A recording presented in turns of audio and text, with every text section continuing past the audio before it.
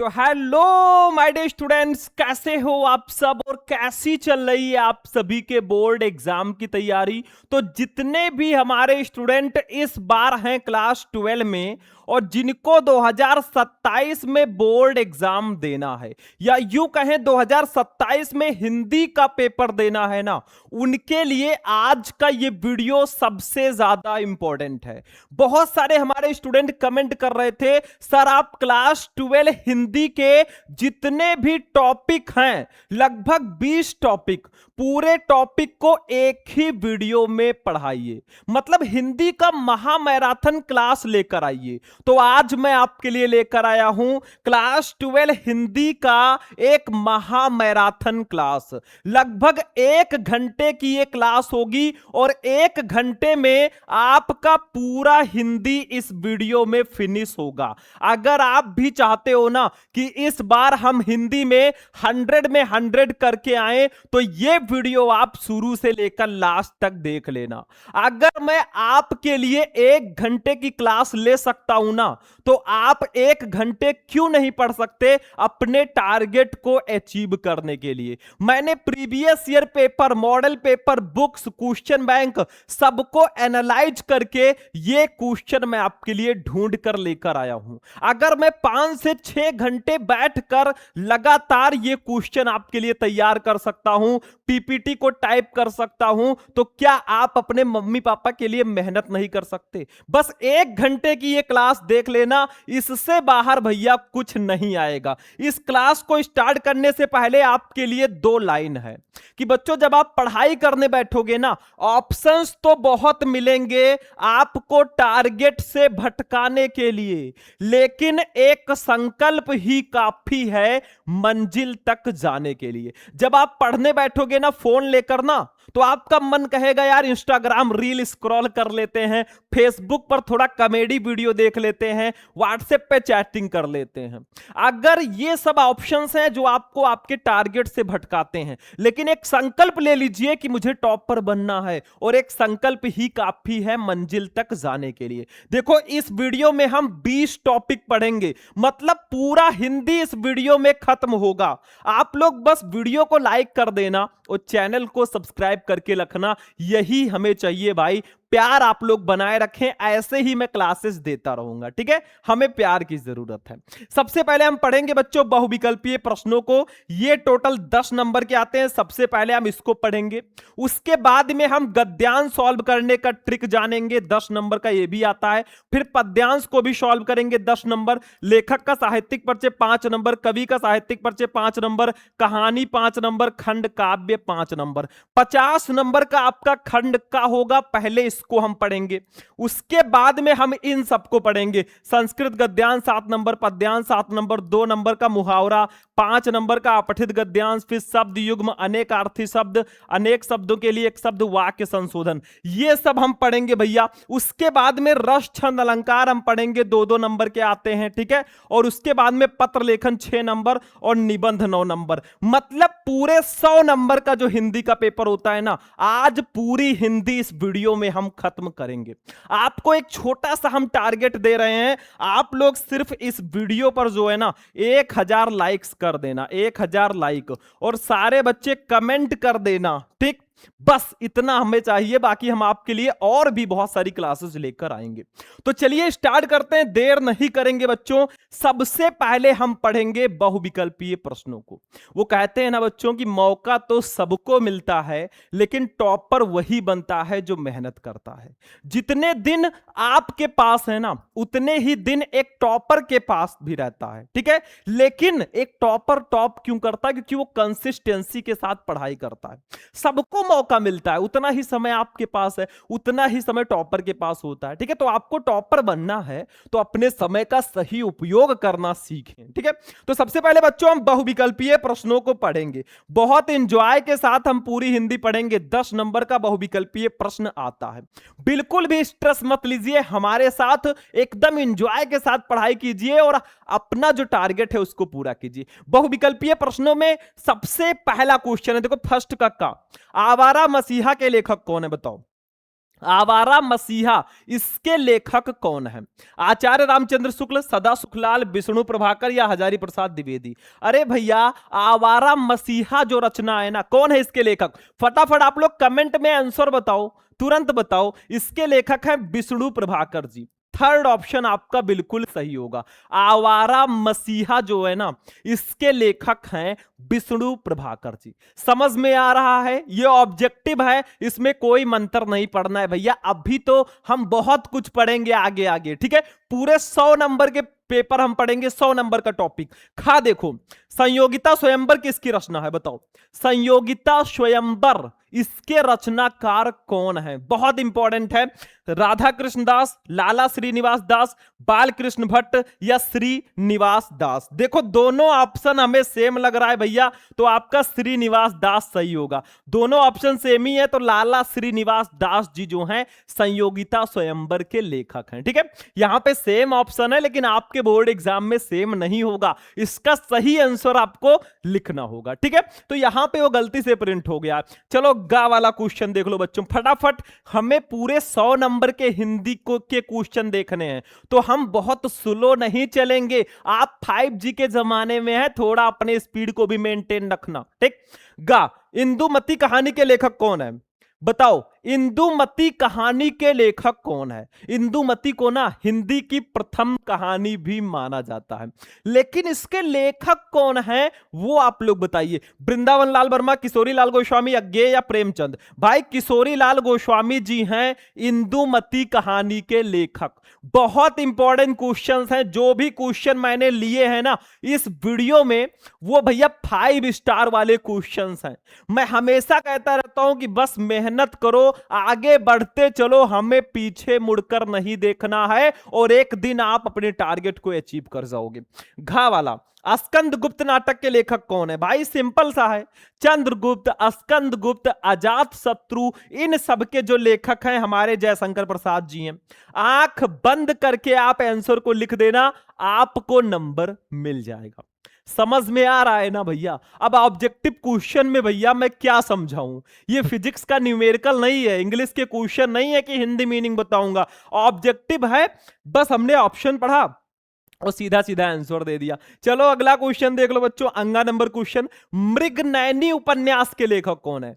मृगनयनी इसके लेखक कौन है? भगवती चरण वर्मा, वृंदावन लाल वर्मा, अमृत राय या जैनेन्द्र कुमार? अरे भैया, वृंदावन लाल वर्मा जी हैं मृगनयनी के लेखक। तो 5 क्वेश्चन आपके हो चुके हैं बहुविकल्पीय हिंदी गद्य के इतिहास से। 5 क्वेश्चन और मैं बताऊंगा, फिर हम गद्यांश, पद्यांश, साहित्यिक परिचय सबको पढ़ेंगे। उसके लिए आप बेफिक्र रहिए, आप लोगों के प्यार की जरूरत है, बस वीडियो को लाइक कर दिया कीजिए, हमारे लिए वो मोटिवेशन है। चलो दूसरे का हरी घास पर क्षण भर कृति निम्न में से किसकी है? हरी घास पर क्षण भर, ये रचना किसकी है? बहुत इंपॉर्टेंट है, और मैं आपसे क्वेश्चन भी करूंगा, एक ना एक क्वेश्चन मैं आपसे करूंगा, आंसर आप सब कमेंट बॉक्स में देना। भवानी प्रसाद मिश्र, बालकृष्ण शर्मा नवीन, अज्ञेय या नागार्जुन? देखो, हरी घास पर क्षण भर, ये अज्ञेय जी की रचना है। इनका पूरा नाम है बच्चों सच्चिदानंद हीरानंद वात्स्यायन अज्ञेय। ये इन्हीं की रचना है, बहुत इंपॉर्टेंट है। अज्ञेय जी बहुत इंपॉर्टेंट है आपके हिंदी में, ठीक है।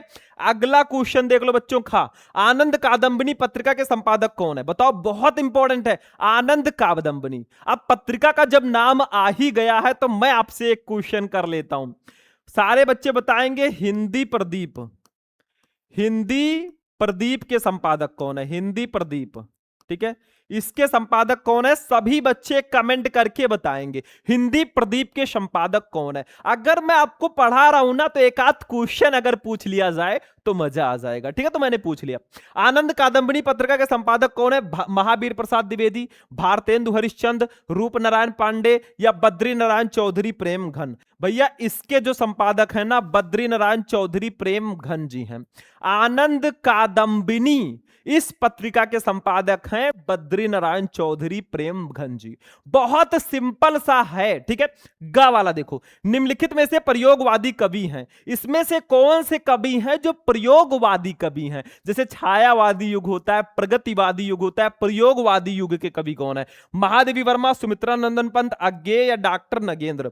भाई अज्ञेय जी जो है ना, ये प्रयोगवादी कवि हैं, इनको प्रयोगवाद का प्रवर्तक भी कहा जाता है, ठीक है। तो आपका तीसरा ऑप्शन बिल्कुल सही होगा। घा वाला देख लो, छायावाद काल का काल निर्धारण कीजिए। मतलब छायावाद काल जो है वो कब से कब तक था? छायावाद में हमारे जयशंकर प्रसाद जी, महादेवी वर्मा, सुमित्रा नंदन पंत, सूर्यकांत त्रिपाठी निराला, ये सब छायावादी युग के कवि और कवित्री हैं। तो कब से कब तक ये था? सन 1900 से 1922 ईस्वी, सन 1938 से 1943 ईस्वी, सन 1919 से 1938 ईस्वी, या सन 1943 से अब तक? भाई छायावाद काल का काल निर्धारण जो है वो ये है, सन 1919 से 1938 ईस्वी तक छायावादी युग था। अगला नंबर, प्रगतिवादी का मुख्य उद्देश्य, मुख्य आधार है। मतलब प्रगतिवाद का मुख्य आधार क्या है? बेस, ठीक है। प्रजातंत्र, राष्ट्रीय पुनर्जागरण, साम्यवाद या समाज सुधार? भैया साम्यवाद। प्रगतिवाद का जो मुख्य आधार है ना वो साम्यवाद है। आपका थर्ड ऑप्शन बिल्कुल सही है। तो मैंने आपको 10 बहुविकल्पीय प्रश्न बता दिया। मतलब अभी तो एक टॉपिक हुआ है, पूरे 20 टॉपिक हमें पढ़ना है भाई। अभी तो ट्रेलर है मेरे भाई, पिक्चर अभी बाकी है। अब हम चलेंगे इंपॉर्टेंट गद्यांश पे, ठीक है। जैसे ही एक टॉपिक खत्म हो आप लोग कुछ ना कुछ कमेंट कर दिया कीजिए, ठीक है, हमें अच्छा लगेगा। चलो भैया महत्वपूर्ण गद्यांश को देखते हैं। अब देखिए स्टूडेंट, गद्यांश में क्या होता है, बहुत आसान होता है, समझ लो बिल्कुल हलवा। 10 नंबर का हमारा गद्यांश पूछा जाता है। कितने नंबर का? 10 नंबर का हमारा गद्यांश पूछा जाता है बोर्ड एग्जाम में। इसमें होगा क्या वो समझो। आपको हिंदी के गद्य के किसी चैप्टर का एक गद्यांश दे दिया गया यहां से लेकर यहां तक, फिर इसके नीचे 5 क्वेश्चन दे दिए जाएंगे। पांचों क्वेश्चन का आंसर जो है ना इसी गद्यांश में आपको ढूंढने से मिल जाएगा। कैसे ढूंढ कर लिखोगे वो मैं ट्रिक बताऊंगा, उसके लिए टेंशन मत लीजिए, ठीक है। कैसे लिखना है वो भी मैं आपको बताऊंगा। देखो ऐसे कुछ लिखना होगा, ठीक है। पहले हम क्या करेंगे, ध्यान से समझो। पहले हम इस गद्यांश को पढ़ेंगे, फिर क्वेश्चन का आंसर आपको ढूंढ के बताएंगे और उसके बाद में हम लिखना सिखाएंगे। देखो ध्यान से, बहुत समझ के। निंदा का उद्गम ही हीनता और कमजोरी से होता है। मनुष्य अपनी हीनता से दबता है। वो दूसरों की निंदा करके ऐसा अनुभव करता है कि वे सब निकृष्ट हैं और वो उनसे अच्छा है। अब देखो आपको पढ़ने से ही पता चल चुका होगा ये किस चैप्टर का गद्यांश है, क्योंकि आपको निंदा दिख रहा है यहां पे। निंदा, निंदा, कई बार निंदा आया है, यानी कि ये निंदा रस चैप्टर का गद्यांश है और इसके लेखक हैं हरिशंकर प्रसाद जी। किस चैप्टर के लेखक कौन है वो आपको पता होना चाहिए पहले से ही, ठीक है। चलो ध्यान से आगे देखो। उसके अहंग की इससे तुष्टि होती है। बड़ी लकीर को कुछ मिटाकर छोटी लकीर बड़ी बनती है। ज्यों ज्यों कर्म क्षीण होता जाता है त्यों त्यों निंदा की प्रवृत्ति बढ़ती जाती है। कठिन कर्म ही ईर्ष्या, द्वेष और इनसे उत्पन्न निंदा को मारता है। इंद्र बड़ा ईर्ष्यालु माना जाता है क्योंकि वो निठल्ला है। स्वर्ग में देवताओं को बिना उगाया अन्न, बे बनाया महल और बिन बोए फल मिलते हैं।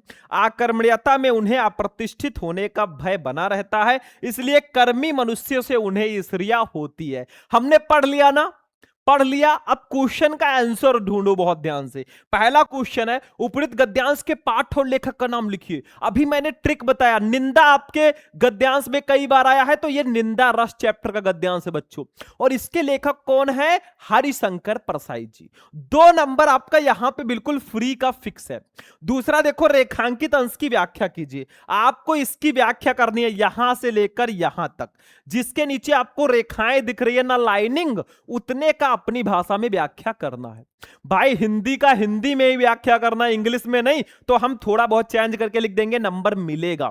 अगला वाला देखो बच्चों, तीसरा, निंदा का उद्गम कहां से होता है? अब इसका आंसर ढूंढो। ये देखो यहीं पे लिखा है, यहां निंदा का उद्गम ही हीनता और कमजोरी से होता है। सीधा सीधा क्वेश्चन का आंसर दिया गया है, हमें उठाकर सिर्फ लिख देना है और हम लिख देंगे, ठीक है। अगला क्वेश्चन देख लो। निंदक व्यक्ति दूसरों की निंदा करके कैसा कैसा अनुभव करता है? तो देखो अभी हमने पढ़ा था, ये देखो, निंदक व्यक्ति दूसरों की निंदा करके ऐसा अनुभव करता है कि वे सब निकृष्ट हैं और वो उनसे अच्छा है। यही उठाकर आपको लिख देना है भैया, बिल्कुल एकदम फ्री का नंबर है।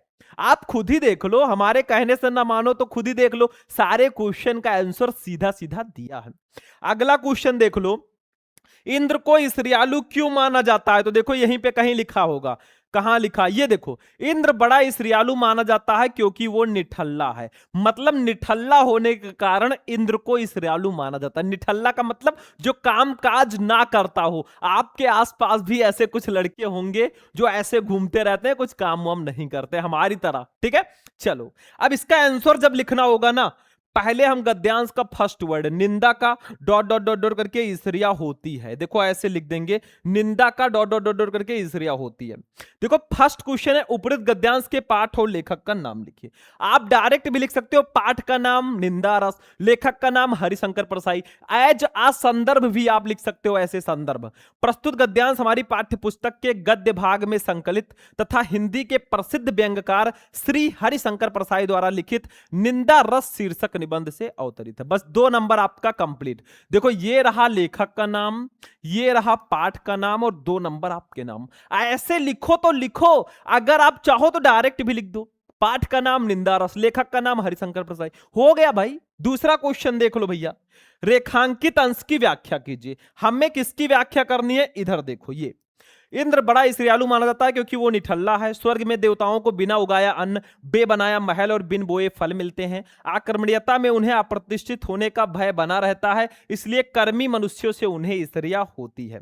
इसकी व्याख्या करनी है भाई, तो हम क्या करेंगे? देखो 2-3 लाइन में दिया गया, हम थोड़ा बड़ा लिखेंगे, ऐसे हेडिंग डालेंगे, रेखांकित अंश की व्याख्या, और कुछ भी मतलब अपने हिसाब से अच्छे से लिख देंगे, नंबर मिल जाएगा। देखो ध्यान से, लेखक कहता है कि इंद्र को बड़ा ईसरियालु माना जाता है क्योंकि वो निठल्ला है, उसे कुछ नहीं करना पड़ता, उसे खाने के लिए अन्न नहीं उगाना पड़ता, फल पाने के लिए पेड़ नहीं बोने पड़ते तथा रहने के लिए बना बनाया घर भी मिल जाता है। स्वर्ग में ये सभी चीजें स्वतः प्राप्त होती हैं, इन्हें प्राप्त करने के लिए कुछ भी श्रम नहीं करना पड़ता। खाली रहने के कारण उसे अपनी अप्रतिष्ठा का डर बना रहता है, इसलिए वो किसी तपस्वी को तपस्या करते देखकर, किसी कर्मठ व्यक्ति को श्रेष्ठ कर्म करते देखकर ही भयभीत हो जाता है कि कहीं ये अपनी कर्मठता से मेरे पद को ना छीन ले, अतः वह उनसे ईर्ष्या करने लगता है। मतलब उसी को थोड़ा मॉडिफाई करके लिख दो, थोड़ा स्टाइल से लिख दो भाई, नंबर फिक्स है। समझ में आ रहा है? अब इतने आसानी से नहीं समझ पाओगे तो फिर नहीं समझ पाओगे। चलो तीसरा क्वेश्चन देख लो बच्चों, निंदा का उद्गम कहां से होता है? तो अब बाकी 3 क्वेश्चन बहुत आसान हैं। देखो इसका आंसर मैंने बताया ही, देखो निंदा का उद्गम हीनता और कमजोरी से होता है। 2 नंबर यहां पर भी फिक्स हो गया, ठीक है, यहां पर आपका 2 नंबर फिक्स है। देखो अगला क्वेश्चन चौथा, निंदक व्यक्ति दूसरों की निंदा करके कैसा अनुभव करता है? अभी मैंने ढूंढ के तो बताया था, देखो ये इसका आंसर होगा, निंदक व्यक्ति दूसरों की निंदा करके ऐसा अनुभव करता है कि वे सब निकृष्ट हैं और वो उनसे अच्छा है। 2 नंबर यहां पर भी कंप्लीट। फिर इसके बाद में 5वां क्वेश्चन देखो, इंद्र को ईसरियालु क्यों माना जाता है? तो इसका भी आंसर देख लो, निठल्ला होने के कारण इंद्र को ईसरियालु माना जाता है। 2 नंबर। भाई ऐसे लिखकर आओ ना और 10 में 10 नंबर ले जाओ, बिल्कुल फ्री है भाई, बट रहे हैं लूट लो केवल, बहुत आसान होता है। लेकिन अभी तो ट्रेलर था, पिक्चर अभी बाकी है मेरे दोस्त। फटाफट वीडियो को लाइक करना, एक और कमेंट कर दो, एक टॉपिक खत्म हो गया। 20 नंबर हमने खत्म कर लिया भाई, पूरे 100 नंबर फिनिश करने हैं। अभी तो मापी है मुट्ठी भर जमी हमने, अभी तो पूरा आसमान बाकी है। लेकिन आप सभी के लिए सबसे इंपॉर्टेंट नोटिफिकेशन, अगर आप बच्चों हो क्लास 12 में या 10th में हो, दोनों क्लास के लिए, ठीक है, हमारा जो है बैच लॉन्च हो चुका है। आप लोगों को क्या करना है, हमारा क्रैश कोर्स आ चुका है। अगर आप 12th में हो या 10th में हो ना, फटाफट आप जाकर ज्वाइन कर लेना। देखो प्ले स्टोर से एग्जाम टॉपर ऐप डाउनलोड कर लेना, उसी पर हमारी क्लासेस चलेंगी। 2-3 टीचर की टीम भी है उस पर, ठीक है। तो लिंक आपको डिस्क्रिप्शन में मिल जाएगा, ऐप कर जाकर डाउनलोड कर लेना, या एग्जाम टॉपर लिखना आ जाएगा, ठीक है। आप लोगों को सारी चीजें उसमें दी जाएंगी बहुत कम फीस में। अभी 499 इसका फीस है भैया, पूरे साल का, पूरे बोर्ड एग्जाम तक आपको सारे इंपॉर्टेंट क्वेश्चन पढ़ाए जाएंगे। ये जो मैं पढ़ाता हूं ना, इसका आपको पीडीएफ भी उसी में मिल जाएगा। ये सब कुछ मिलेगा, लाइव क्लास, रिकॉर्डेड क्लास, महत्वपूर्ण प्रश्न, important notes, model paper, previous year paper. अगर आपको चाहिए तो आप लोग फटाफट कॉल कीजिए, नंबर मेरा मैं लिख देता हूं, देखिए यहां पे 9918332305। ये बच्चों मेरा नंबर है, इस पर आप लोग फटाफट हमें कॉल करके हमसे आप बात कर सकते हैं, मैसेज करके भी बात कर सकते हैं, हम आपको डिटेल दे देंगे। जाकर फटाफट ज्वाइन कर लेना, समय नहीं है, अब तैयारी करो। अब चलते हैं बच्चों महत्वपूर्ण पद्यांश पे। ये आपका पद्यांश है, ऐसे कर दीजिए पद्यांश, ठीक है। 10 नंबर का ये भी आता है, लेकिन इसमें थोड़ा दिमाग आपको लगाना पड़ेगा, ये इतना आसान नहीं होता। आपको इसमें इसका हिंदी मीनिंग पता होना चाहिए। मतलब जब आपको हिंदी मीनिंग पता होगा ना, इसके नीचे भी ऐसे 5 क्वेश्चन रहेंगे। मतलब आपको हिंदी के पद का ये पद्यांश दे दिया गया है, इसके नीचे 5 क्वेश्चन दिए गए हैं, इसका आंसर आपको लिखना है। अब भाई पद्यांश में डायरेक्ट आंसर नहीं मिलेगा, थोड़ा दिमाग लगाना पड़ेगा, थोड़ा हिंदी मीनिंग आपको आना चाहिए, तो आपके लिए आसान हो जाएगा, ठीक है। कैसे लिखना है वो सब मैं बताऊंगा, पहले इसको आप ध्यान से मेरे साथ पढ़ो, मैं हिंदी मीनिंग के साथ बता देता हूं। देखो, तदंतर बैठी सभा उटज के आगे, नीले बितान के तले दीप बहु जागे। ये किस चैप्टर का है? ये कैकेयी का अनुताप चैप्टर का है, जिसके कवि हैं मैथिली शरण गुप्त जी। मतलब जो श्री राम जी को कैकेयी जी ने 14 वर्ष का वनवास भिजवाया था ना, अब वो श्री राम जी के पास आकर पश्चाताप कर रही हैं, ठीक है। देखो क्या कह रही हैं, जहां पे वो राम जी और भरत और अयोध्यावासी आए हुए हैं और श्री राम जी के कुटिया के सामने बैठे हुए हैं। देखो,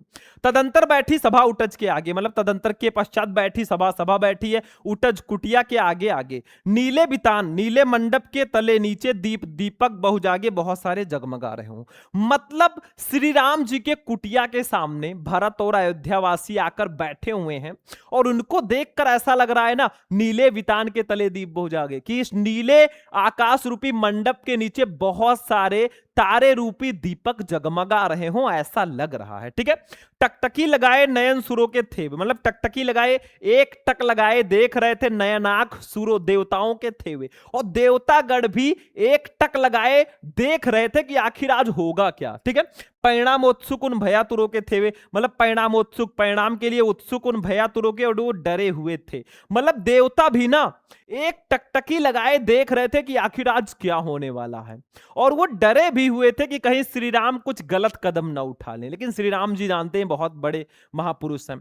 आगे देखो, उत्फुल्ल करौंदी कुंज वायु रह रहकर, उत्फुल्ल का मतलब प्रसन्न, करौंदी कुंज, करौंदे के बगीचे से वायु रह रहकर, मतलब करौंदे के बगीचे से वायु जो है रह रहकर आ रही थी। करौंदे के जो पुष्प होते हैं ना, पहले एक फल होता था, अब शायद आपको देखने को कम मिले, तो उसके बगीचे से पुष्पों से वायु रह रहकर आ रही थी।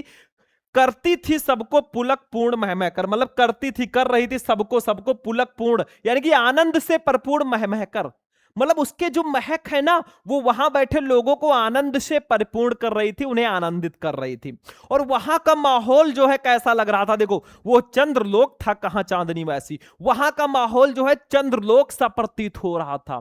कहां चांदनी वैसी, प्रभु बोले गिरा गंभीर निर्निज जैसी। तभी श्री राम जी हमारे जो हैं प्रभु बोले, बोलते हैं गिरा गंभीर, मतलब गिरा वाणी में गंभीर, गंभीर स्वर, निर्निध मतलब सागर जैसी, ठीक है। तभी हमारे श्री राम जी सागर जैसे गंभीर वाणी से गर्जन करते हुए बोलते हैं, ठीक है, बोलना वो शुरू करते हैं, ठीक है। अब चलो भैया क्वेश्चन देखो। फर्स्ट क्वेश्चन है, उपयुक्त पद्यांश के शीर्षक और कवि का नाम लिखिए। शीर्षक का नाम कैकेयी का अनुताप, कवि का नाम मैथिली शरण गुप्त। दूसरा, रेखांकित अंश की व्याख्या कीजिए। भाई इनकी व्याख्या कर दो जिसके नीचे रेखाएं हैं, यहां से लेकर यहां तक, ये भी कर देंगे हम। तीसरा, भरत किसे लेने चित्रकूट गए थे? अरे भैया भरत श्री राम जी को लेने चित्रकूट गए हुए थे, 2 नंबर आपका इसका भी फिक्स हो गया। तीसरा, चौथा, अयोध्या का राज्य किसे मिला था? अयोध्या का राज्य भरत को मिला था, क्योंकि श्री राम जी 14 वर्ष का वनवास उनको करवा दिया था कैकेयी जी ने, और कैकेयी जी चाहती थी कि हमारा जो पुत्र भरत है वही राजा बने, ठीक है। लेकिन आज वो पश्चाताप कर रही हैं। पांचवा, प्रभु बोले गिरा गंभीर निर्निध जैसी पंक्ति में कौन सा अलंकार है? तो इसमें उपमा और अनुप्रास अलंकार होगा, ठीक है। अब चलो एक एक का आंसर लिखेंगे। जब इसका आंसर लिखेंगे ऐसे लिखेंगे, तदंतर डॉट डॉट डॉट डॉट करके निर्निध जैसी। देखो ये तदंतर बैठी डॉट डॉट डॉट करके निर्निध जैसी। पहला क्वेश्चन है, उपयुक्त पद्यांश के शीर्षक और कवि का नाम लिखिए। तो हम भैया ऐसे संदर्भ लिख देंगे, या आप डायरेक्ट भी लिख सकते हो, शीर्षक का नाम कैकेयी का अनुताप, कवि का नाम मैथिली शरण गुप्त, ठीक है। दोनों तरीका बिल्कुल सही है, समझ में आ रहा है ना? बोरिंग तो नहीं लग रहा है भाई क्लास? अगर क्लास बोरिंग लगे ना तो पानी वानी पी के बढ़िया बैठिएगा और बिल्कुल भी आलस नहीं करना है, ठीक है, त्यागो आलस्य। संदर्भ देखो, प्रस्तुत पद्यांश श्री मैथिली शरण गुप्त द्वारा रचित साकेत महाकाव्य से हमारी पाठ्य पुस्तक के पद्य भाग में संकलित कैकेयी का अनुताप शीर्षक काव्यांश से अवतरित है। 2 नंबर। आप डायरेक्ट लिख दो भाई, शीर्षक का नाम कैकेयी का अनुताप, कवि का नाम मैथिली शरण गुप्त, आपका एक भी नंबर नहीं कटेगा। ठीक है, लेकिन हमने ऐसे लिखा है, प्रस्तुत पद्यांश श्री मैथिली शरण गुप्त, ये कवि का नाम है। ठीक है, द्वारा रचित साकेत इनका बहुत फेमस महाकाव्य है। ये जो आपका लिया गया कैकेयी का अनुताप ना, ये साकेत से लिया गया। साकेत महाकाव्य से हमारी पाठ्य पुस्तक के पद्य भाग में संकलित कैकेयी का अनुताप शीर्षक काव्यांश से अवतरित है। ये शीर्षक का नाम, ये कवि का नाम, 2 नंबर बेटा आपके नाम। अगला देखो दूसरा, रेखांकित अंश की व्याख्या कीजिए। आपको इसकी व्याख्या करनी है, वो चंद्रलोक था कहां चांदनी वैसी, प्रभु बोले गिरा गंभीर निर्निधि जैसी। तो हम ऐसे लिखेंगे, बढ़िया हेडिंग डालेंगे, दूसरा रेखांकित अंश की व्याख्या, बस इसी का हिंदी मीनिंग लिख देंगे। बहुत आसान है, बहुत ज्यादा आसान है, समझो। देखो, पंचवटी में तारों से परिपूर्ण चांदनी रात्रि में सभा हो रही थी। उस सभा में अयोध्या से भरत के साथ आए हुए सभी लोग शांति से बैठे हुए थे। उपस्थित सभी लोग उस सभा में होने वाले निर्णय के परिणाम को जानने के लिए उत्सुक थे। उस सभा के मौन को तोड़ते हुए राम ने भरत को संबोधित करते हुए कहा, हे भरत, अब तुम अपनी इच्छा तो बताओ। राम के द्वारा अत्यधिक गंभीर वाणी में बोलने से सभा को ऐसा प्रतीत हुआ कि समुद्र का जल गंभीर गर्जन कर रहा हो। बस बच्चों 2 नंबर कंप्लीट है भाई, फ्री के नंबर हैं। और अगर आपने स्टार्टिंग के दोनों क्वेश्चन कर दिए ना, तो बाकी 3 तो बहुत आसान है।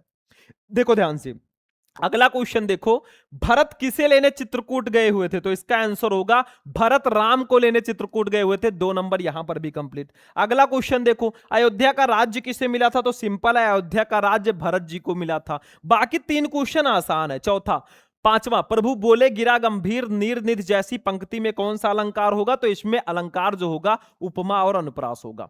ऐसे लिखकर आओ बेटा, 10 में 10 पाओ। ठीक है, बस हो गया, हमारा पद्यांश भी हो गया। 30 नंबर हमने कंप्लीट कर लिया हिंदी में। अब चलते हैं अपने हिंदी के 100% फिक्स टॉपिक पे, वो है साहित्यिक परिचय लेखक और कवियों का। तो सबसे पहले चलिए लेखक का साहित्यिक परिचय देखते हैं। अब देखिए स्टूडेंट, लेखकों के साहित्यिक परिचय में आज मैंने जिस लेखक को लिया है ना, वो है हमारे हरिशंकर परसाई जी।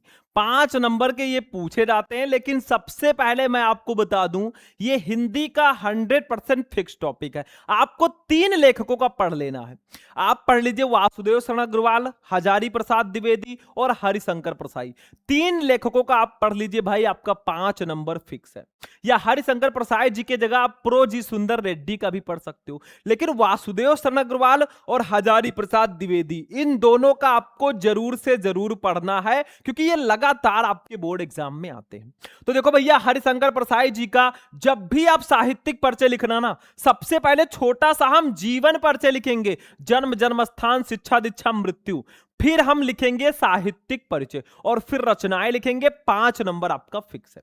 पहले जीवन परिचय देखो, आप जीवन परिचय जो है ना, ऐसे भी लिख सकते हो या एक बॉक्स बनाकर भी आप संक्षिप्त परिचय लिख सकते हो। दोनों तरीका बिल्कुल बिल्कुल सही है।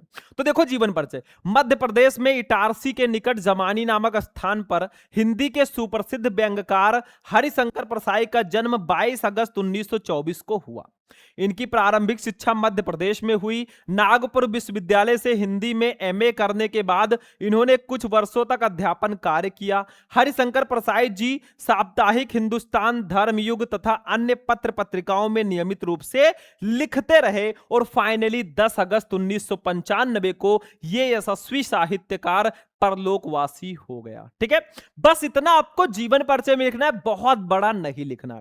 सबसे मेन हेडिंग क्लास 12 में जो होता है ना, वो है बच्चों साहित्यिक परिचय।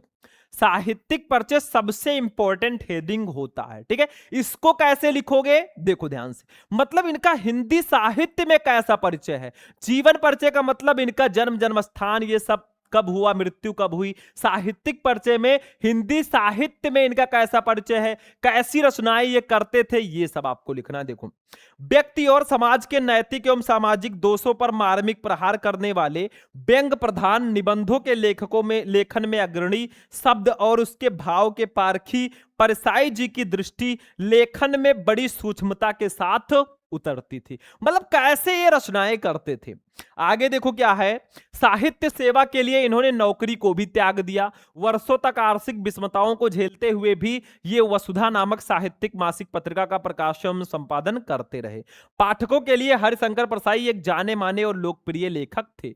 बस भैया 3 नंबर का आपका साहित्यिक परिचय फिक्स है।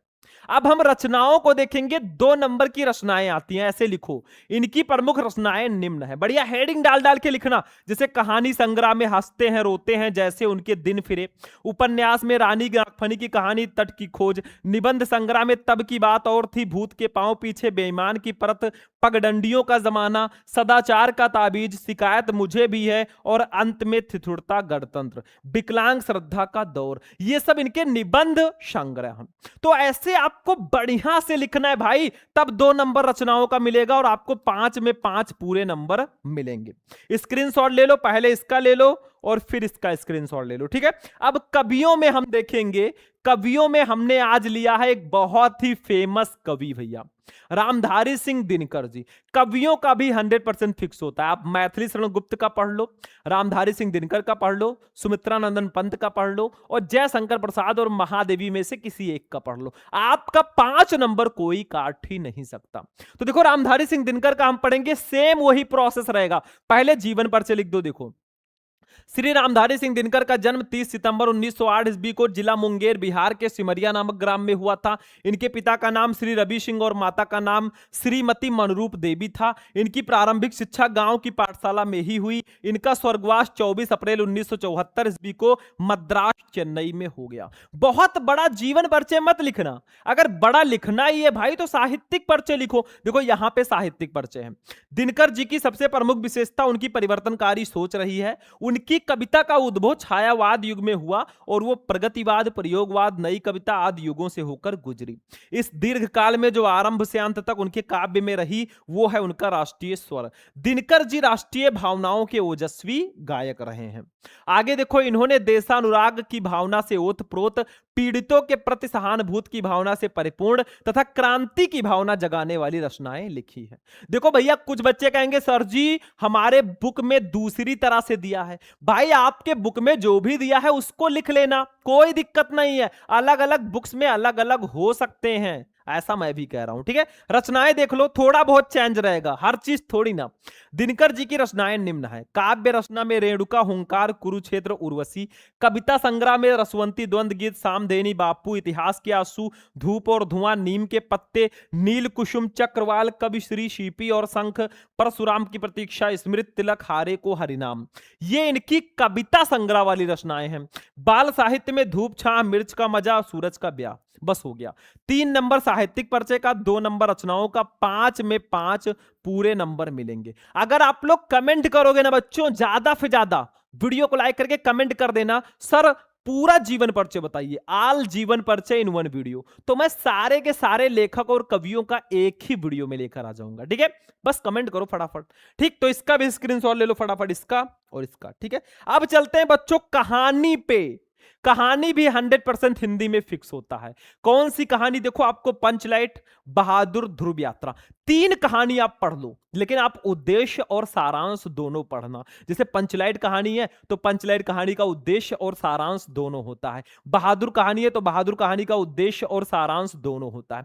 तो आप पढ़ लेना, ये 100% फिक्स है भाई, ठीक। देखो आज हम पढ़ेंगे बहादुर कहानी का सारांश। नेपाल का एक 12 से 13 साल का लड़का, जिसके साथ जब वो नौकरी करता है तो उसके साथ दुर्व्यवहार किया जाता है, उसी से रिलेटेड ये कहानी है। लेकिन उद्देश्य मैं आपको बता रहा हूं, इसका उद्देश्य क्या है, सारांश मैं आपको आगे आगे बताऊंगा, ठीक है। आज की क्लास में मैंने उद्देश्य लिया। देखो आधुनिक कथा जगत में प्रेमचंद की कहानी कला को अक्षुण्ण रखने वाले कलाकारों में अमरकांत जी अग्रणी हैं। मतलब ये अमरकांत जी ने लिखा है बहादुर कहानी। इनकी कहानियों में मध्यम वर्ग तथा निम्न वर्ग की पारिवारिक परिस्थितियों का सजीव, आदर्श तथा यथार्थवादी चित्रण मिलता है। इनकी बहादुर कहानी मध्यम वर्गीय परिवार में नौकरी करने वाले बहादुर नाम के एक पहाड़ी लड़के पर आधारित एक रोचक, सुगठित, संक्षिप्त तथा समस्या मूलक ये कहानी है। एक पहाड़ी लड़का है 12 से 13 साल का। इसमें बताया गया है कि मात्र पूंजीपति ही श्रम का शोषण नहीं करते, वरन सामान्य मध्यम वर्ग भी इस कुकृत्य में पीछे नहीं है। मतलब बहुत बड़े बड़े अमीर लोग ही मजदूरों का शोषण नहीं करते, बल्कि मध्यम वर्ग के लोग भी इसमें काफी आगे हैं। ठीक है, इस कहानी का उद्देश्य समाज में उत्पन्न वर्ग संघर्ष को मानवीय सहानुभूति द्वारा समाप्त करने का संदेश देना है। शोषितों के प्रति मानवता एवं प्रेम का व्यवहार ऊंच नीच के भेद के कारण दिलों में पड़ी दरार को भर देता है। बहादुर भी मानवीय स्नेह एवं संवेदनाओं का भूखा है।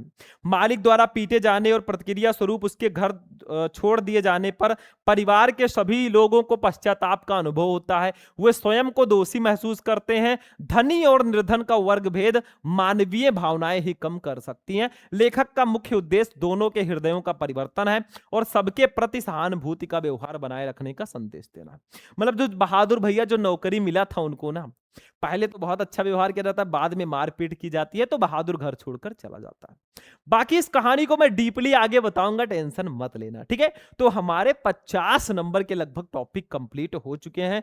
हम अगर देखो ध्यान से समझो, 10 नंबर का बहुविकल्पीय, 10 नंबर का गद्यांश, 10 नंबर का पद्यांश, 10 नंबर का साहित्यिक परिचय, 5 नंबर की कहानी, यानी कि 45 नंबर का हमारा टॉपिक हो चुका है।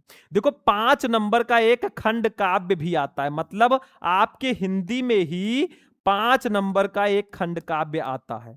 अब ये 50 नंबर पूरा होगा। अब खंड काव्य जो है बच्चों ना, ये मैं इस वीडियो में इसलिए नहीं ले रहा हूं क्योंकि ये यूपी में अलग अलग जिलों में अलग अलग है। कुछ जिलों में रश्मि रथी है, कुछ जिलों में त्यागपति, कुछ जिलों में श्रवण कुमार, कुछ जिलों में मुक्ति यज्ञ। तो भाई ये त्यागपति, तो ये अलग अलग जिलों में लगभग अलग अलग होता है। कुछ जिलों में दूसरा है, कुछ जिलों में दूसरा। तो ये आप खुद से पढ़िएगा, स्वपठित खंड काव्य है। ठीक है, तो हमारा 50 नंबर का पेपर हो गया, मतलब खंड का जो है वो कंप्लीट हो चुका है। लेकिन पूरे 20 टॉपिक हमें पढ़ने हैं भाई, अभी तो पूरा खंड खा बाकी है। तो चलिए भैया अब हम चलते हैं अपने खंड खा पे और अपने नेक्स्ट टॉपिक पे। अब देखिए स्टूडेंट, यहां से हमारा खंड खा स्टार्ट होता है। खंड खा जब शुरू होगा ना, सबसे पहले आपको संस्कृत का गद्यांश दिया जाएगा 7 नंबर का। मतलब ये आपको गद्यांश दिया गया है ना, इसका आपको संदर्भ लिखकर हिंदी में अनुवाद करना है। मतलब संदर्भ लिख दो ये किस पाठ से है, फिर हिंदी में अनुवाद कर दो भाई, 7 नंबर आपका फिक्स है। कौन कौन से चैप्टर इंपॉर्टेंट है संस्कृत के गद्यांश के लिए? जातक कथा, महामना मालविया, पंचशील सिद्धांता और संस्कृत भाषा या महत्तम। ये 4 चैप्टर पढ़ लो भाई, 7 नंबर फिक्स है। पूरा पढ़ लोगे तो और अच्छी बात है। अब पहले मैं इसका हिंदी मीनिंग बता देता हूं, फिर आपको लिखना बताएंगे कैसे लिखना है। देखो, महापुरुषा महापुरुष लौकिक प्रलोभनोस, यानी कि लौकिक का मतलब सांसारिक प्रलोभनोस, प्रलोभनों में बद्धा फंसकर नियत लक्ष्यांतर अपने निश्चित लक्ष्य से कदापि कभी भी भ्रष्यंत विचलित नहीं होते। मतलब महापुरुष जो है सांसारिक प्रलोभनों में फंसकर कभी अपने निश्चित लक्ष्य से विचलित नहीं होते। देश सेवानुरक्तोयम, मतलब देश सेवा में अनुरक्त युवा, ये युवा उच्च न्यायालय की परिधो सीमा में अस्थातु बंधकर नाश करो, तो यानी कि नहीं रह सका। और देश सेवा में अनुरक्त ये युवा भी उच्च न्यायालय की सीमाओं में बंधकर नहीं रह सका। किसकी बात की जा रही है? महामना मालविया जी की बात की जा रही है। देखो ये उसी चैप्टर का हमारा संस्कृत का गद्यांश है। आगे देखो, पंडित मोतीलाल नेहरू, लाला लाजपत राय प्रभृत आदि अन्य राष्ट्रनायक, अन्य राष्ट्रनायकों के साथ शाह सोयप ये भी देश के स्वतंत्रता संग्राम में अवतीर्ण, यानी कि उतर गए। मतलब पंडित मोतीलाल नेहरू, लाला लाजपत राय अन्य राष्ट्रनायकों के साथ ये भी देश के स्वतंत्रता संग्राम में उतरे। देहल्याम दिल्ली त्रयोविंशतितमे में, यानी कि 23वें अधिवेशन में कांग्रेस अधिवेशनम, कांग्रेस के अधिवेशन में अध्यक्ष पद को अलंकृत किया। मतलब दिल्ली में कांग्रेस के 23वें अधिवेशन में इन्होंने अध्यक्ष पद को भी अलंकृत किया। रोलट एक्ट इत्याख्यम, रोलट एक्ट के खिलाफ विरोध में ओजस्वी भाषण को श्रुत्या सुनकर आडलग शासका अंग्रेज शासक भी भीता जाता भयभीत हो उठे। और रोलट एक्ट के विरोध में इनके ओजस्वी भाषण को सुनकर अंग्रेज शासक भी भयभीत हो उठे। भाई कि ऐसा भाषण कौन दे सकता है। रोलट एक्ट ये तो हो गया। बहुवारम कारागारे निक्षिप्तम, मतलब बहुत बार कारागार जाने के बावजूद भी अयम वीरम, ये वीर देशावर्तम नात्याजत, देश के व्रत को नहीं छोड़ा। मतलब बहुत बार कारागार यानी कि जेल में जाने के बावजूद भी इस वीर ने देश के व्रत को नहीं छोड़ा। ठीक है, अब देखो जब इसको सॉल्व करना तो पहले ऐसे लिख देना, महापुरुषा डॉट डॉट डॉट करके देश सेवा नाट्यजम। ठीक है, पहले संदर्भ लिखो भाई, 2 नंबर संदर्भ का मिलेगा, 5 नंबर अनुवाद का। देखो प्रस्तुत गद्यांश हमारी पाठ्यपुस्तक के संस्कृत भाग में संकलित महामना मालविया नामक पाठ से अवतरित है। बस 2 नंबर कंप्लीट। भाई इसमें लेखक नहीं होता, पाठ का नाम लिख दो, काम खत्म है। समझ में आ रहा है ना? क्लास थोड़ा सा लॉन्ग हो गया भाई, लेकिन आप लोग समझो, ऐसे ही क्लासेस लेना पड़ेगा। कुछ बड़ा करना है ना तो बड़ी क्लासेस भी देखनी होगी।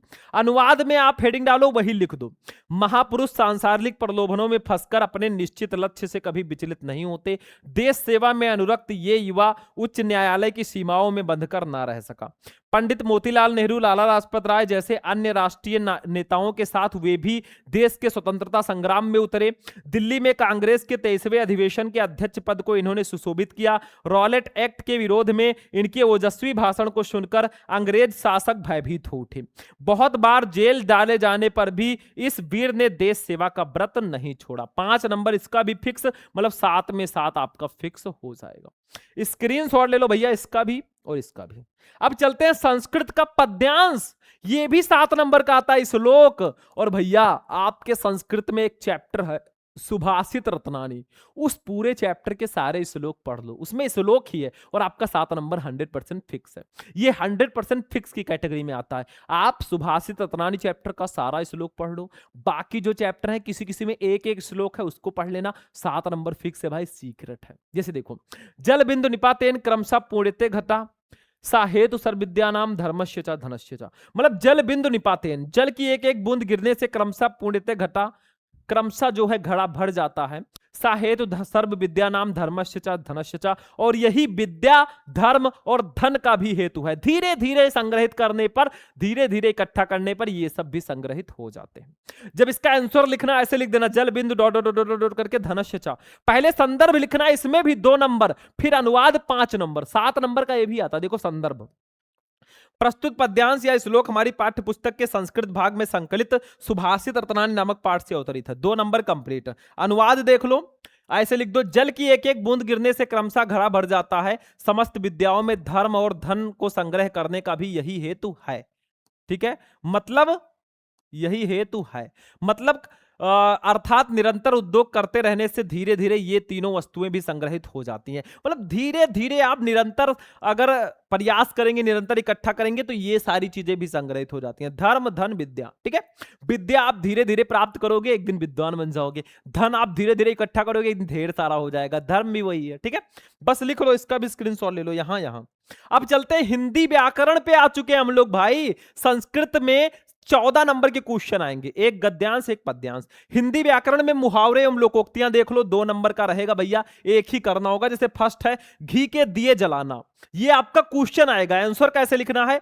खुशियां मनाना, ये व्हाइट वाला आपको लिखना है। वाक्य प्रयोग देखो, इसी को वाक्य प्रयोग कर दो। भ्रष्ट अधिकारियों का तबादला होने पर सभी कर्मचारियों ने घी के दिए जलाए, 2 नंबर आपका फिक्स है।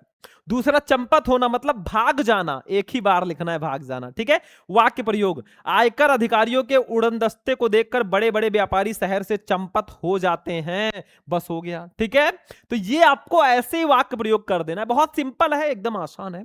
चलते हैं भैया आपठित गद्यांश पे, 5 नंबर फ्री का, मतलब एक आपको यहां से लेकर यहां तक गद्यांश दिया गया है, आपठित है, मतलब ये आपके चैप्टर पे नहीं होगा, ये अलग से दिया जाएगा। और इसके नीचे 3 क्वेश्चन है, 1 नंबर 2 नंबर 2 नंबर, मतलब ये 5 नंबर का क्वेश्चन। इन तीनों क्वेश्चन का आंसर इसी में मिलेगा। देखो ध्यान से, देखो, भारत भौतिक दृष्टि से पिछड़ गया और इसलिए उसकी आध्यात्मिकता नाम मात्र रह गई। अशक्त आत्मनुभूत नहीं कर सकता, बिना अभ्युदय के निश्रेय की सिद्धि नहीं होती। अतः आवश्यक है कि हम बल संवर्धन करें, अभ्युदय के लिए प्रयत्नशील हों, जिससे अपने रोगों को दूर कर स्वास्थ्य लाभ कर सकें तथा विश्व के लिए भार न बनकर उसकी प्रगति में साधक और सहायक हो सके। पहला क्वेश्चन क्या है, बहुत ध्यान से समझना। भौतिक दृष्टि से भारत की क्या स्थिति है? ये देखो भाई, भारत भौतिक दृष्टि से पिछड़ गया और इसकी आध्यात्मिक आध्यात्मिकता नाम मात्र रह गई। यही लाइन उठाकर लिख दो। दूसरा, निश्रेय की सिद्धि किससे होती है? तो ये देखो, बिना अभ्युदय के निश्रेय की सिद्धि नहीं होती, मतलब निश्रेय की सिद्धि अभ्युदय से होती है। सीधा सीधा आंसर। तीसरा, सशक्त होना क्यों आवश्यक है? तो ये देखो, सशक्त होना इसलिए जरूरी है कि हम विश्व के लिए भार न बनकर उसकी प्रगति में साधक और सहायक हो सके। ऐसे आंसर लिखना, भारत भौतिक डॉट डॉट डॉट करके सहायक हो सके। पहला क्वेश्चन है, भौतिक दृष्टि से भारत की क्या स्थिति है? तो ये देखो, भारत भौतिक दृष्टि से पिछड़ गया और इसलिए उसकी आध्यात्मिकता नाम मात्र रह गई। एक नंबर, ठीक है। दूसरा, निश्रेय की सिद्धि किससे होती है? तो ये देखो, निश्रेय की सिद्धि अभ्युदय से होती है। 2 नंबर, ठीक है। इसके बाद में देखो भैया, तीसरा, सशक्त होना क्यों आवश्यक है? तो ये देखो, विश्व के लिए भार न बनकर उसकी प्रगति में साधक और सहायक बन सके, इसलिए सशक्त होना आवश्यक है। 2 नंबर। 5 में 5 ऐसे मिलेंगे भाई, करके आना। चलो भैया, इसका भी स्क्रीनशॉट ले लो आप लोग, मौका मिल गया है। चलो अगला, अब आते हैं शब्द युग्म पे भैया। 2 नंबर का ये भी आता है भाई। चलो, जैसे देखो, उपकार अपकार, इसका सही अर्थ क्या होगा? जो पहले उसका पहले, जो बाद में उसका बाद में। फटाफट आप लोग वीडियो को लाइक करते हुए चलना। देखो, दूसरे का कार्य और बुरा, पुकार और ना बोलना, भलाई और बुराई, या अच्छा और दुष्ट। तो भाई इसका भलाई और बुराई होगा। उपकार का मतलब भलाई, अपकार का मतलब बुराई। तो गा वाला ऑप्शन सही है, बस हो गया। दूसरा, वशन व्यसन, विवश और व्याकुल, वस्त्र और आदत, कवच और भोजन, विस्तार और अवधि। भाई वस्त्र और आदत, वसन का मतलब वस्त्र, व्यसन का मतलब आदत, तो वस्त्र और आदत इसका सही आंसर होगा। फटाफट नोट कर लो भाई, सारे क्वेश्चन अच्छे से समझ लो, ठीक है। अगला क्वेश्चन देख लो, अनेक शब्दों के लिए एक शब्द। देखो, फर्स्ट, जिसने इंद्रियों को जीत लिया हो वो क्या कहलाएगा? इंद्रियवान, विजेता, जितेंद्रिय या संत? भाई जिसने इंद्रियों को जीत लिया हो वो जितेंद्रिय होगा। ये अनेक शब्दों के लिए एक शब्द है। दूसरा, जीवित रहने की उत्कट इच्छा, उसको क्या बोलेंगे? जिजीविषा, जीवन, जीवनी शक्ति या महत्वाकांक्षा? भाई वो होगा आपका जिजीविषा। जीवित रहने की उत्कट इच्छा को जिजीविषा बोलते हैं। अगला देखो भैया, वाक्य संशोधन। एक इसमें और आता है भैया, अनेकार्थी शब्द भी आता है, शायद इसमें नहीं दिया गया है। देखो, ये शब्द युग्म फिर अनेकार्थी शब्द रहेगा, तब अनेक शब्दों के लिए एक शब्द रहेगा। तो अनेकार्थी शब्द आप लोग पढ़ लेना, ये रिक्वेस्ट है, शायद में स्प्रिंट है, ठीक है। वाक्य संशोधन आ जाओ बच्चों, 2 नंबर। देखो, मीरा कृष्ण भक्त कवित्री हैं, ये आपको दिया जाएगा जो कि गलत होगा। वाक्य संशोधन का मतलब वाक्य में गलती होगी, उसको सही करके लिखना है, ठीक है। तो देखो, ऐसे लिख दो, मीरा कृष्ण भक्त कवित्री हैं, कवित्री थी, ठीक है। ये ऐसे कर दो, ये सही हो जाएगा, ठीक है। कवित्री इसमें गलत है, कवित्री ऐसे लिखना है। दूसरा, मेरा बाल सफेद हो रहा है, गलत है, मेरे बाल सफेद हो रहे हैं, ये सही है। तो ऐसे आप सही करके लिख दो, नंबर मिल गया भाई, फ्री का। चलो भैया, अब रस छंद अलंकार पे आ जाओ। हम रस छंद अलंकार को आपको पहले ही एक ही वीडियो में पढ़ा चुके हैं, यूट्यूब पे सर्च करना, रस छंद अलंकार शुभम लेक्चरर, वीडियो मिल जाएगा। सारे रस, सारे छंद, सारे अलंकार, जाकर अपना 6 नंबर फिक्स करो भाई, फटाफट 6 नंबर जाकर फिक्स कर लो। तो देखो, आज हम पढ़ेंगे वीर रस, एक ही रस पढ़ेंगे, 2 नंबर। देखो, पहले परिभाषा लिखो, फिर उदाहरण लिखो। देखो, वीर रस का स्थायी भाव उत्साह है। जब उत्साह नामक स्थायी भाव विभाव, अनुभव और संचारी भाव से संयोग करता है, तब वीर रस की उत्पत्ति होती है। 1 नंबर इसका मिलेगा। उदाहरण लिख दो, खूब लड़ी मर्दानी, वो तो झांसी वाली रानी थी, 1 नंबर इसका। मतलब दोनों मिलाकर भाई ऐसे परिभाषा उदाहरण लिखोगे, 2 नंबर मिल जाएगा, ठीक है। अगर आपको हास्य रस का लिखना है तो इसी में बदल दो, हास्य रस का स्थायी भाव हास है। जब हास नामक स्थायी भाव विभाव, अनुभव और संचारी भाव से संयोग करता है, तब हास्य रस की उत्पत्ति होती है। बस हो गया भाई, ये ट्रिक है। चलो छंद पर चलो भैया, आज हम पढ़ेंगे दोहा, 2 नंबर का। देखो, सारे रस, सारे छंद, सारे अलंकार पढ़ने हैं ना, तो यूट्यूब पे सर्च करो रस छंद अलंकार शुभम लेक्चरर, वीडियो हाजिर है, जाकर देख लेना। तो दोहा पढ़ो। दोहा अर्ध सममात्रिक छंद है, इसमें 4 चरण होते हैं। इसके पहले और तीसरे चरण में 13-13 मात्राएं तथा दूसरे और चौथे चरण में 11-11 मात्राएं होती हैं। मतलब दोहा जो है अर्ध सममात्रिक छंद है, मतलब 4 चरण होंगे, 2 में समान, 2 में समान, यानी कि अर्ध सम, ठीक है। इसमें 4 चरण होते हैं, पहले और तीसरे में, इसमें और इसमें 13-13 मात्राएं, दूसरे और चौथे में 11-11 मात्राएं होंगी। जैसे उदाहरण, मेरी भव बाधा हरो राधा नागर सोई, जा तन की झाई परे श्याम हरिदुत होई। अब इसका मैं मात्रा गिनना सिखा देता हूं, मात्राएं भी गिनना होगा। 1 मात्रा को ऐसे गिनेंगे, 2 मात्रा को ऐसे। तो अब हम गिनना सीखते हैं भैया, देखो ध्यान से। मां पर 1 का मात्रा है 2, ये भी 2 होगा, 2 2 4, 1 5, 1 6, 2 8, 2 10, 1 11, 2 13 हो गया, ठीक है। तीसरे में भी 13 होना चाहिए, 2 1 3, 1 4, 2 6, 2 8, 2 10, 1 11 और 2 13 हो गया। ठीक है, इसमें दूसरे और चौथे में 11 11 होना चाहिए। 2 2 4, 2 6, 1 7, 1 8, 2 10, 1 11 हो गया। और इसमें 2 1 3, 1 4, 1 5, 1 6, 1 7, 1 8, 2 10, 1 11 हो गया। तो देखो पहले और तीसरे में 13 13, दूसरे और चौथे में 11 11 मात्राएं हैं, यही दोहा होगा। ठीक है, समझ में आ रहा है? बिल्कुल समझ में आ चुका होगा, इसको नोट कर लो। चलो अलंकार पे आ जाओ। रूपक अलंकार आज हम पढ़ेंगे भाई, 2 नंबर का आता है। देखो ध्यान से, जहां उपमेय में उपमान का अभेद रूप से आरोप किया जाए वहां रूपक अलंकार होता है, ये इसकी परिभाषा है। कुछ बच्चे कहेंगे सर जी उपमेय क्या है? जिसकी तुलना की जाए वो उपमेय होगा। उपमान क्या है? जिससे तुलना की जाए वो उपमान होगा। उदाहरण अब देख लो, उदाहरण भाई, उदाहरण इसका क्या है रूपक अलंकार का? देखो, चरण कमल वंदो हरि राई, ये उदाहरण है। ठीक है, क्योंकि उपमेय उपमान बच्चे फंसते हैं। तो उपमेय होता है जिसकी तुलना की जाए, उपमान होता है जिससे तुलना की जाए। स्पष्टीकरण देख लो, उपमेय होगा चरण, उपमान होगा कमल, मतलब श्री कृष्ण जी के चरण कमल के समान है। तो जिसकी तुलना की जाए वो उपमेय होगा। चरण की तुलना की जा रही है तो ये उपमेय होगा। जिससे की जाए, कमल से की जा रही है तो ये उपमान होगा। बस भाई सिंपल है, हो गया। चलो इसको भी नोट करो।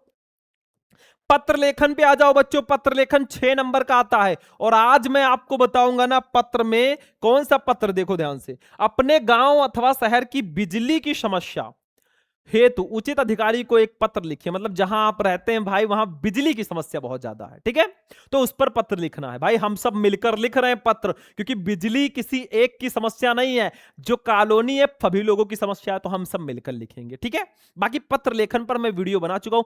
टॉप 5 पत्र एक ही वीडियो में मैं पढ़ा चुका हूं। यूट्यूब पे सर्च करो क्लास 12 हिंदी इंपॉर्टेंट पत्र शुभम लेक्चर, वीडियो मिल जाएगा। जब भी पत्र लिखना पहले सेवा में लिखो। फिर किसको पत्र लिख रहे हो? बिजली विभाग मेरठ को हम पत्र लिख रहे हैं। विषय क्या है भैया? बिजली की अनियमित आपूर्ति। पहले सेवा में, फिर जिसको पत्र लिख रहे हो वो, फिर विषय अपना लिखो, किस विषय पर हम लिख रहे हैं, फिर महोदय लिखकर अपनी पूरी प्रॉब्लम बताओ। देखो महोदय लिखकर हम अपनी पूरी प्रॉब्लम बताएंगे। देखो, हम जैन नगर कॉलोनी के निवासी आपका ध्यान बिजली समस्या की ओर आकर्षित कराना चाहते हैं। पानी तथा अन्य कार्यों के लिए बिजली की सर्वाधिक आवश्यकता ग्रीष्म काल में ही होती है, और हम सब अप्रैल के प्रारंभ से ही अनुभव कर रहे हैं कि भरपूर गर्मी प्रारंभ होने से पूर्व भी बिजली की आपूर्ति कम हो गई है। बिजली जीवन की मूलभूत आवश्यकता है। आगे लिख देना, आप में पेज खाली होगा तो नीचे ही लिख देना। देखो, हमारी कॉलोनी में बिजली आपूर्ति प्रारंभ और बंद होने का कोई समय निर्धारित नहीं है। हमारी कॉलोनी से एक प्रतिनिधि मंडल इस संबंध में बिजली आपूर्ति अधिकारी से भी मिला था, और उन्होंने 1 सप्ताह में बिजली आपूर्ति बढ़ाने का वचन दिया था। खेद है कि आज 3 सप्ताह व्यतीत हो जाने पर भी कोई कार्यवाही इस संबंध में नहीं हुई है। अब निवेदन करो, इस स्थिति में आपसे हमारा निवेदन है कि कृपया हमारी समस्या की ओर ध्यान दें और इसका शीघ्र समाधान कराएं। यदि बिजली आपूर्ति तुरंत बढ़ाना संभव ना हो तो कम से कम उसका समय तो निर्धारित किया जा सकता है। शीघ्र कार्यवाही की आशा में दिनांक डाल दो, दिनांक मत डालना, ऐसे लिख देना। ठीक है, और हम हैं आपके जैन नगर निवासी 1 2 3 करके जितने लोग हैं लिख देना, बस नाम मत लिखना, बस ऐसे। ठीक है, तो ये आपका पत्र लेखन हो जाएगा। अब इसके बाद हमारा आएगा 19 टॉपिक कंप्लीट हो गया। अब हमारा आएगा भैया पूरे हिंदी का लास्ट टॉपिक, वो है भैया निबंध। पूरे 9 नंबर का आता है। तो चलिए अब हम निबंध को देखते हैं। अब देखिए स्टूडेंट, निबंध में आज हमने लिया है भैया विज्ञान वरदान या अभिशाप। पूरे 9 नंबर का आता है निबंध। जब आप लिखना बच्चों ना, सबसे मेन होता है हेडिंग। कैसे आप हेडिंग डाल रहे हो। जैसे जब भी निबंध लिखो एक रूपरेखा पहले बनाना है आपको कि हमें इस निबंध में कौन कौन सा हेडिंग डालना है। पहला हेडिंग रहेगा प्रस्तावना, जो कि हर निबंध में आपको डालना ही है। दूसरा, जैसे हम विज्ञान वरदान या अभिशाप पे लिख रहे हैं तो विज्ञान वरदान के रूप में। फिर वरदान के रूप में किन किन क्षेत्रों में है, जैसे यातायात के क्षेत्र में, संचार के क्षेत्र में, दैनिक जीवन में, स्वास्थ्य एवं चिकित्सा के क्षेत्र में, औद्योगिक क्षेत्र में। ठीक है, इसके नीचे हम सब हेडिंग डालेंगे। फिर इसके बाद में औद्योगिक क्षेत्र में, कृषि के क्षेत्र में, शिक्षा के क्षेत्र में, मनोरंजन के क्षेत्र में। फिर हम लिखेंगे विज्ञान अभिशाप के रूप, मतलब विज्ञान अभिशाप के रूप में, और लास्ट में उपसंहार। मतलब जब आप निबंध लिखना ना, पहला हेडिंग आपका प्रस्तावना होना चाहिए और लास्ट में उपसंहार होना चाहिए। बीच में जिस टॉपिक पर आप निबंध लिख रहे हो उसको देखो। विज्ञान वरदान के रूप में ये हमने लिखा स्वास्थ्य एवं चिकित्सा औद्योगिक क्षेत्र में। ठीक है, ये औद्योगिक क्षेत्र हो गया। कृषि के क्षेत्र में, शिक्षा के क्षेत्र में, मनोरंजन के क्षेत्र में। ठीक, तो एक एक हेडिंग डाल के अब हम लिखेंगे। सबसे पहले हम डालेंगे भैया प्रस्तावना। क्या है विज्ञान? देखो ध्यान से, आज का युग वैज्ञानिक चमत्कारों का युग है। मानव जीवन के प्रत्येक क्षेत्र में आज विज्ञान ने आश्चर्यजनक क्रांति ला दी है। मानव समाज की सारी गतिविधियां आज विज्ञान से ही परिचालित हैं। दुर्जेय प्रकृति पर विजय प्राप्त कर आज विज्ञान मानव का भाग्य विधाता बन बैठा है। अज्ञात रहस्यों की खोज में उसने आकाश की ऊंचाइयों से लेकर पाताल की गहराइयां तक नाप दी हैं। विज्ञान ने भाई, साइंस, उसने हमारे जीवन को सब ओर से इतना प्रभावित कर दिया है कि विज्ञान शून्य विश्व की आज कोई कल्पना तक नहीं कर सकता। विज्ञान की कल्पना, उसके अलावा कुछ नहीं है। किंतु दूसरी ओर हम यह भी देखते हैं कि अनियंत्रित वैज्ञानिक प्रगति मानव के अस्तित्व पर प्रश्न चिन्ह उसने लगा दिया है। ठीक है, बस। अब देखो विज्ञान वरदान के रूप में कैसे है, देखो ध्यान से भाई। देखो, आधुनिक मानव का संपूर्ण पर्यावरण विज्ञान के वरदानों के आलोक से आलोकित है। प्रातः जागरण से लेकर रात के सोने तक के सभी क्रियाकलाप विज्ञान द्वारा प्रदत्त साधनों के सहारे ही संचालित होते हैं। प्रकाश, पंखा, पानी, साबुन, gas stove, fridge, cooler, heater और यहां तक कि शीशा, कंघी से लेकर रिक्शा, साइकिल, स्कूटर, बस, कार, रेल, हवाई जहाज, टीवी, सिनेमा, रेडियो, आज जितने भी साधन का हम अपने दैनिक जीवन में उपयोग करते हैं वे सब विज्ञान की ही देन है। भाई जो हम गाड़ी चलाते हैं, ये पढ़ा रहे हैं, ये सब विज्ञान की तो देन है। इसलिए तो कहा जाता है कि आज का अभिनव मनुष्य विज्ञान के माध्यम से प्रकृति पर विजय प्राप्त कर चुका है। एक डायलॉग लिख दो, आज की दुनिया विचित्र नवीन, प्रकृति पर सर्वत्र है विजय पुरुष आसीन, है बंधे नर के करों में वार विद्युत भाप, हुक्म पर चढ़ता उतरता है पवन का ताप, है नहीं बाकी कहीं व्यवधान, लांघ सकता वन नर सरित गिर सिंधु एक समान। ठीक है, चलो अब देखो भैया, यहां पे लिखो अब आखिर विज्ञान वरदान के रूप में किन किन क्षेत्रों में है, एक एक को लिखो। सबसे पहले यातायात के क्षेत्र में। प्राचीन काल में मनुष्य को लंबी यात्रा तय करने में वर्षों लग जाते थे, किंतु आज रेल, मोटर, जलपोत, वायुयान आदि के आविष्कार से दूर स्थानों पर बहुत शीघ्र पहुंचा जा सकता है। यातायात और परिवहन की उन्नति से व्यापार का भी कायापलट हो गया है। मानव केवल धरती ही नहीं अपितु चंद्रमा और मंगल जैसे दूरस्थ ग्रहों पर भी पहुंच गया है। अकाल, बाढ़, सूखा आदि प्राकृतिक विपत्तियों से पीड़ित व्यक्तियों की सहायता के लिए भी ये साधन बहुत उपयोगी सिद्ध हुए हैं। इन्हीं के चलते आज सारा विश्व एक बाजार बन गया है। मतलब भाई पहले जो है ना, यात्रा करने में अगर दूर जाना है, अमेरिका जाना है तो सालों लग जाते थे। आज बैठ जाओ यार एरोप्लेन पे, काम खत्म। दूसरा, संचार के क्षेत्र में देखो, बेतार के तार ने संचार के क्षेत्र में क्रांति ला दी है। आकाशवाणी, दूरदर्शन, तार, दूरभाष, टेलीफोन, मोबाइल फोन, दूर मुद्रक आदि की सहायता से कोई भी समाचार क्षण भर में विश्व के एक छोर से दूसरे छोर तक पहुंचाया जा सकता है। कृत्रिम उपग्रहों ने इस दिशा में भी चमत्कार कर दिखाया। तीसरा, दैनिक जीवन में क्या उपयोग है, देखो विद्युत के आविष्कार ने मनुष्य की दैनिक सुख सुविधाओं को बहुत बढ़ा दिया है। वो हमारे कपड़े धोती है, उन पर प्रेस करती है, खाना पकाती है, सर्दियों में गर्म और जल और गर्मियों में शीतल जल उपलब्ध कराती है, गर्मी सर्दी दोनों से समान रूप से हमारी रक्षा करती है। आज की समस्त औद्योगिक प्रगति इसी पर निर्भर है। ठीक है, उसके बाद में स्वास्थ्य एवं चिकित्सा के क्षेत्र में कैसे है, देखो मानव को भयानक और संक्रामक रोगों से पर्याप्त सीमा तक बचाने का श्रेय विज्ञान को ही है। कैंसर, क्षय रोग, हृदय रोग एवं अनेक जटिल रोगों का इलाज विज्ञान द्वारा ही संभव है। एक्सरे एवं अल्ट्रासाउंड टेस्ट, एंजियोग्राफी, कैट या सीटी स्कैन आदि परीक्षणों के माध्यम से शरीर के अंदर के रोगों का पता सरलता पूर्वक लगाया जा सकता है। हो गया। औद्योगिक क्षेत्र में क्या है, देखो भारी मशीनों के निर्माण ने बड़े बड़े कल कारखानों को जन्म दिया है, जिससे श्रम, समय और धन दोनों के साथ साथ प्रचुर मात्रा में उत्पादन संभव हुआ है। इससे विशाल जनसमूह को आवश्यक वस्तुएं सस्ते मूल्य पर उपलब्ध कराई जा सकी हैं। शिक्षा के क्षेत्र में देखो, मुद्रण यंत्रों के आविष्कार ने बड़ी संख्या में पुस्तकों का प्रकाशन संभव बनाया है, जिससे पुस्तकें सस्ते मूल्य पर मिल सकी हैं। इसके अतिरिक्त समाचार पत्र, पत्रिकाएं आदि भी मुद्रण क्षेत्र में हुई क्रांति के फलस्वरूप घर घर पहुंचकर लोगों का ज्ञान वर्धन कर रही हैं। आकाशवाणी, दूरदर्शन आदि की सहायता से शिक्षा के प्रसार में बड़ी सहायता मिली है। कंप्यूटर के विकास ने तो इस क्षेत्र में क्रांति ला दी है। मनोरंजन के क्षेत्र में हमारा आठवां, देखो चलचित्र, आकाशवाणी, दूरदर्शन आदि के आविष्कार ने मनोरंजन को सस्ता और सुलभ बना दिया है। टेप रिकॉर्डर, वीसीआर, वीसीडी आदि ने इस दिशा में क्रांति ला दी है और मनुष्य को उच्च कोटि का मनोरंजन सुलभ कराया है। संक्षेप में कहा जा सकता है कि मानव जीवन के लिए विज्ञान से बढ़कर दूसरा वरदान नहीं है। अब विज्ञान अभिशाप के रूप में, अगर हमारे लिए विज्ञान जो है वरदान है भाई, तो अभिशाप भी है। देखो विज्ञान का एक और पक्ष भी है। विज्ञान एक असीम शक्ति प्रदान करने वाला तटस्थ साधन है। मानव चाहे जैसे इसका इस्तेमाल कर सकता है। सभी जानते हैं कि मनुष्य में दैवी प्रवृत्ति भी और आसुरी प्रवृत्ति भी। सामान्य रूप से जब मनुष्य की दैवी प्रवृत्ति प्रबल रहती है तो वो मानव कल्याण से कार्य किया करता है।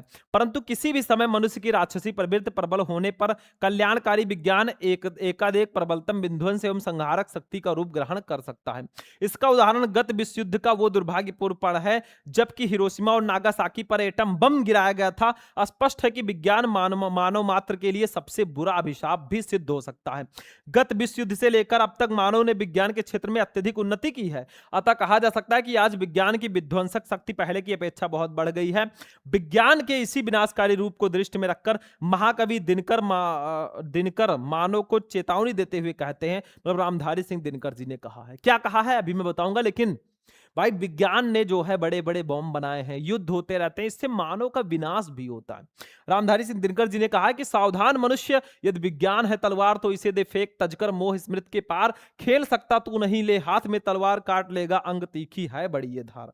ठीक है, ऐसे डायलॉग लिख दोगे तो थोड़ा अच्छा रहेगा। लास्ट में उपसंहार आपको लिखना है सारे निबंध में। विज्ञान सचमुच तलवार है जिससे व्यक्ति आत्मरक्षा भी कर सकता है और नाड़ीपन में अपना अंग भी काट सकता है। इसमें दोष तलवार का नहीं, उसके प्रयोक्ता का है। विज्ञान को मानव के सम्मुख असीमित विकास का मार्ग खोल दिया है जिससे मनुष्य संसार में बेरोजगारी, भुखमरी, महामारी आदि को समूल रूप से नष्ट कर विश्व को अभूतपूर्व सुख समृद्धि की ओर ले जा सकता है। अणु शक्ति का कल्याणकारी कार्यों में उपयोग असीमित संभावनाओं द्वारा उन्मुक्त कर सकता है। बस हो गया 9 नंबर इसका भी भैया आपका निबंध का भी फिक्स हो चुका है। तो हम थोड़ा अपना ऊपर चलेंगे भाई, जहां से हमने शुरुआत किया था। ये देखो भाई, यहां से देखो, यहां पे देखो, हमने आज 20 टॉपिक पूरे पढ़े क्लास 12 हिंदी के।